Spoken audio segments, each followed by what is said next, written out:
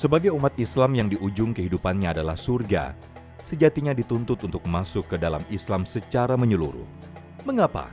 Karena sesungguhnya adalah kesesatan yang nyata apabila ada orang yang mengaku dirinya Islam namun mengingkari atau mencampakkan sebagian syariat Islam dari realitas kehidupannya. Lantas, bagaimana Islam memberikan pedoman kepada umatnya agar bisa memahami ajaran Islam secara benar? Seyogyanya menjalankan Islam secara menyeluruh atau kafah adalah sebuah pemaknaan dan perwujudan Islam yang lengkap dalam nilai-nilai dan prinsip-prinsip ajaran agama Islam. Simak ulasannya secara lengkap kali ini bersama Ustadz Ridho Febri. Selamat menyaksikan.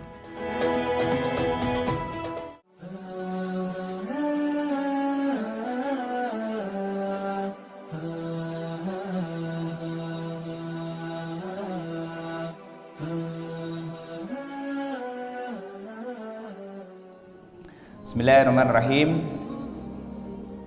Subhanallah wa bihamdi, subhanallahil azim, adada khalqihi wa ridha nafsihi wa zinata arshihi wa midada kalimatihi. Asyhadu an la ilaha illallah wa asyhadu anna Muhammadar Rasulullah. Allahumma shalli ala sayidina Muhammad. Assalamu alayka ya Rasulullah sallallahu alaihi wasallam. Wa ala alihi wa ashabihi wa man tabi'ahum bi ihsan ila yaumiddin.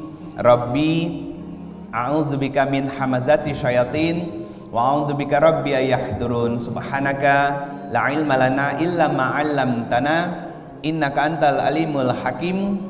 Shadaqallahul azim wa sadaqa Rasulullah sallallahu alaihi wasallam.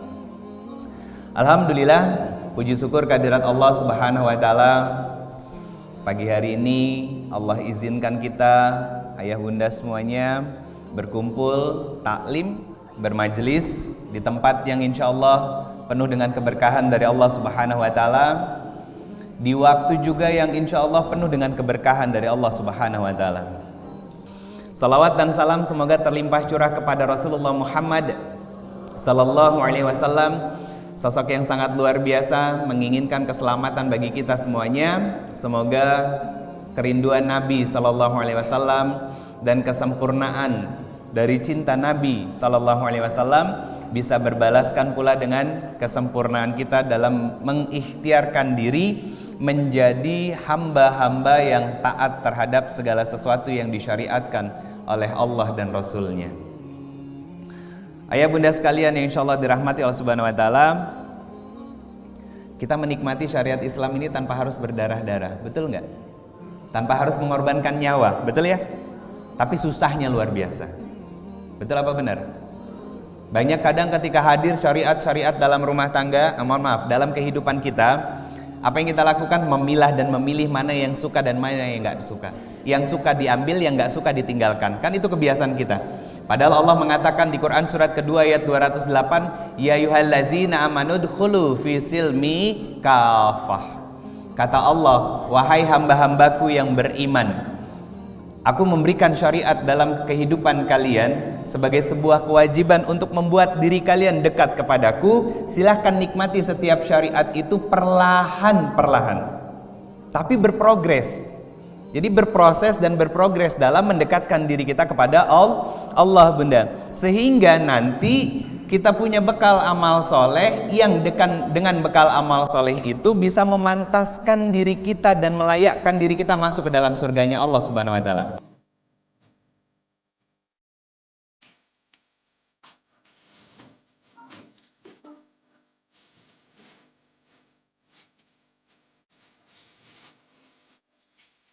Pertanyaan saya sederhana.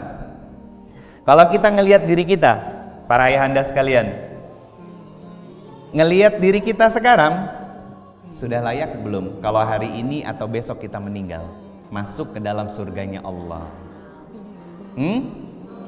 Ayo kita berani jujur bunda. Jangan jawab insya Allah ya, karena insya Allah orang Arab sama orang Indonesia itu beda.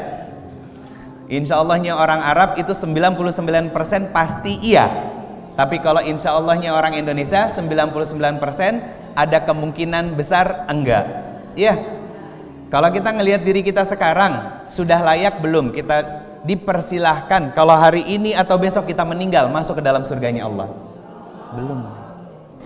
Pertanyaan saya selanjutnya, ngapain aja selama hidup? Bener kan? Iya ya. Karena begini, saya mohon izin berdiri. Bismillah.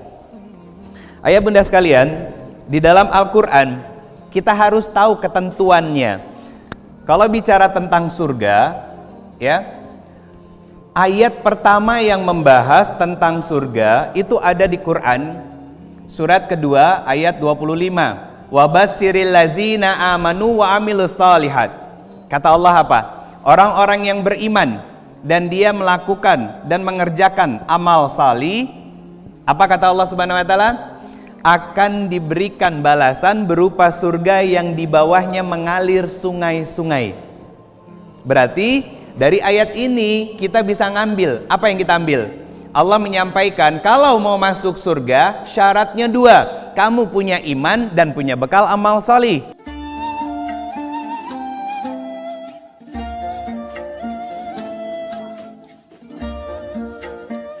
Nah, selama kita hidup, kita harus banyak membekali amal solih di dalam diri kita, karena kita punya dua tugas. Satu, Quran surat ke-51 ayat 56. Kedua, Quran surat kedua ayat ke-30. Nanti di sini kita bisa mendapatkan banyak bekal amal solihnya bunda. Yang pertama, Quran surat ke-51 Az-Zariyat ayatnya 56. Wa ma khalaqtul jinna wal insa illa liya'budun. Apa kata Allah? Tugas kita adalah beribadah. Artinya ini hablum minallah. Yang kedua, Quran surat kedua ayat ke-30. Inni ja'ilun fil ardi khalifah. Menjadi wakil Allah. Untuk apa? Untuk berhablum minannas. Jadi dua tugas kita.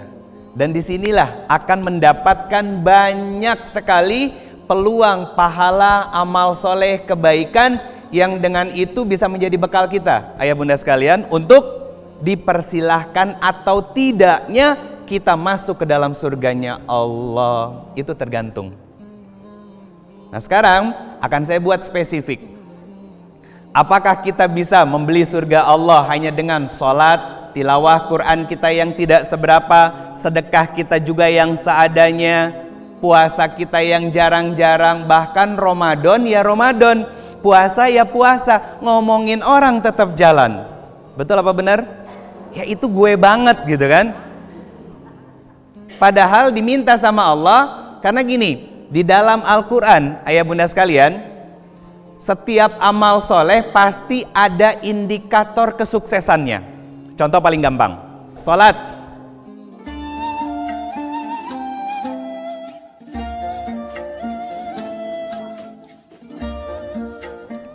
Quran surat ke-29 ayat 45. Apa yang disampaikan oleh Allah Subhanahu wa taala? Inna salata tanha anil fahsya'i wal munkar. Dan sungguh salat yang kalian kerjakan mengikuti dan menjaga tatanan serta rukun syarat yang ada di dalam salat tersebut, dan kalian menikmati ibadah salat itu bukan sebagai sebuah beban, maka salat itulah yang akan menjaga kalian dari melakukan kemaksiatan apapun.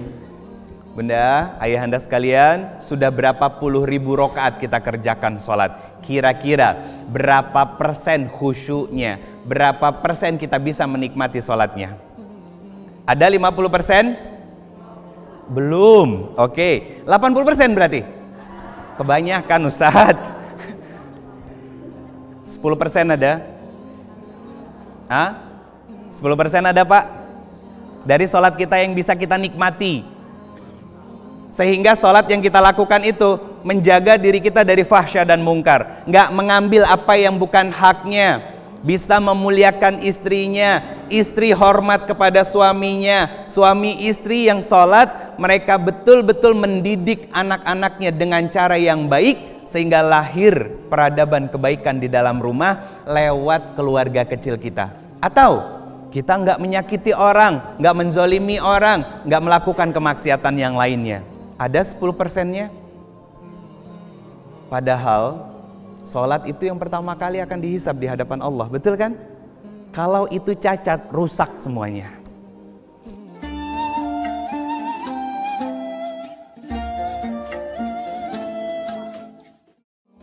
Gak perlu sampai pada titik khusyuk. Minimal kita bisa menikmati. Contoh begini bunda, para bunda nih pak, kan senang masak biasanya ya. Bunda kalau masak makanan yang paling disukain, ya, paling disukain, dimasak betul-betul baik-baik, pelan-pelan, semuanya ditakar, diukur, selesai, dihidangkan di piring.